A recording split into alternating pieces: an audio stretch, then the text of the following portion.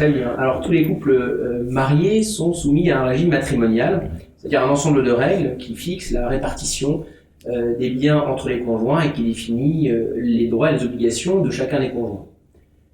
Les couples qui se sont mariés sans contrat de mariage sont soumis par défaut au régime de la communauté réduite aux acquêts, c'est-à-dire que l'ensemble des biens acquis après le mariage et l'ensemble des revenus générés après le mariage sont communs.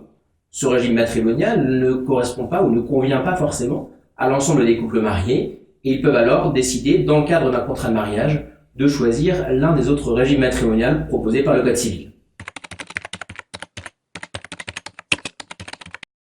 Alors, le contrat de mariage fait partie des rares actes solennels qui sont prévus par le Code civil, c'est-à-dire que c'est obligatoirement un acte notarié, donc reçu devant notaire, et en présence simultanée des deux conjoints. C'est-à-dire qu'on ne peut pas prévoir de procuration et on ne peut pas prévoir non plus deux rendez-vous distincts. Les deux conjoints doivent avoir les mêmes renseignements au même moment.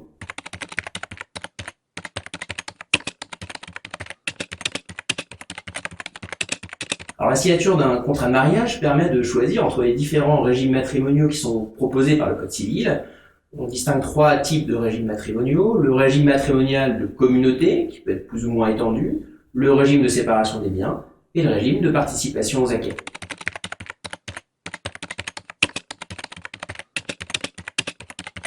Alors, les époux peuvent signer un contrat de mariage pour adopter un régime de communauté. On peut se poser la question de savoir quel est l'intérêt de signer un contrat de mariage pour adopter le régime de la communauté, puisque c'est le régime qui s'applique par défaut. En fait, les intérêts sont multiples. La signature d'un contrat de mariage de communauté permet notamment de préconstituer la preuve de ce dont chacun était propriétaire au moment du mariage, ce qui permet évidemment d'éviter des difficultés au moment d'une éventuelle séparation. La signature d'un contrat de mariage de communauté permet également de moduler les clauses du contrat et donc de réellement faire un contrat sur mesure, adapté aux besoins de chaque client. On peut par exemple envisager dans le contrat de mariage de prévoir ce qu'on appelle des clauses de préciput ou des clauses de prélèvement qui permet, en cas de décès au conjoint, de devenir propriétaire de certains biens déterminés, et notamment la résidence principale. On peut même envisager d'augmenter l'étendue de la communauté et de prévoir que l'ensemble des biens qui appartiennent au couple, quelle que soit l'origine, deviennent communs. C'est ce qu'on appelle le régime de la communauté universelle, qui est souvent couplé avec une clause dite d'attribution qui permet au conjoint de devenir propriétaire de tout ou partie de l'ensemble des biens au moment du décès du premier conjoint.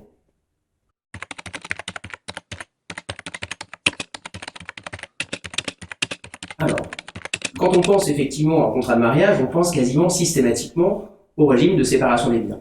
Le régime de séparation des biens est un régime qui, comme son nom l'indique, permet d'éviter une confusion des patrimoines entre les patrimoines de chacun des époux. Dans ce type de régime matrimonial, chacun des époux reste propriétaire de l'ensemble de ses biens, reste également propriétaire de l'ensemble de ses revenus, quelle que soit la source, ce qui permet au conjoint, à chacun des conjoints plutôt, de se garder la possibilité d'avoir une épargne personnelle, ce qui n'est pas possible dans le cadre du régime de la communauté.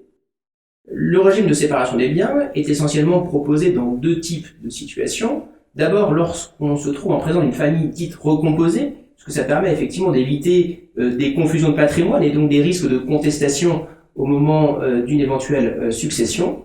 Et également, ce régime peut être proposé lorsque l'un des deux conjoints a une profession dite à risque, c'est-à-dire profession commerciale, libérale, artisanale, une profession dans laquelle des dettes sont possibles. Le fait d'adopter ce régime de séparation des biens permet de mettre les biens du conjoint non exploitant à l'abri de la poursuite des créanciers de l'autre conjoint.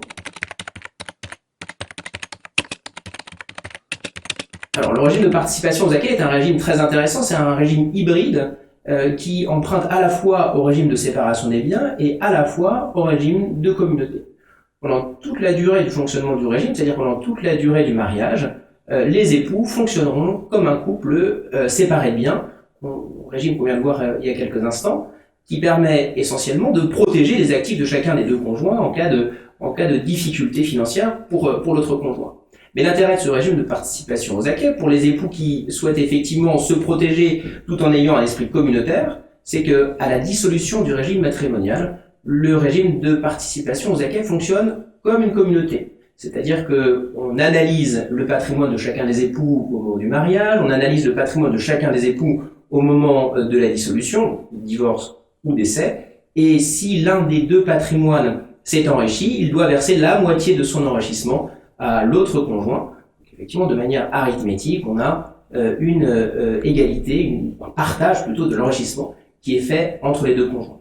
Et ce régime-là aussi peut être adapté par des clauses particulières, puisqu'on peut prévoir dans le cadre du contrat de mariage d'exclure volontairement certains biens du calcul de l'enrichissement. On pense ici notamment aux biens professionnels qu'un conjoint aurait acquis ou améliorés pendant le mariage, et donc il garderait seul le bénéfice.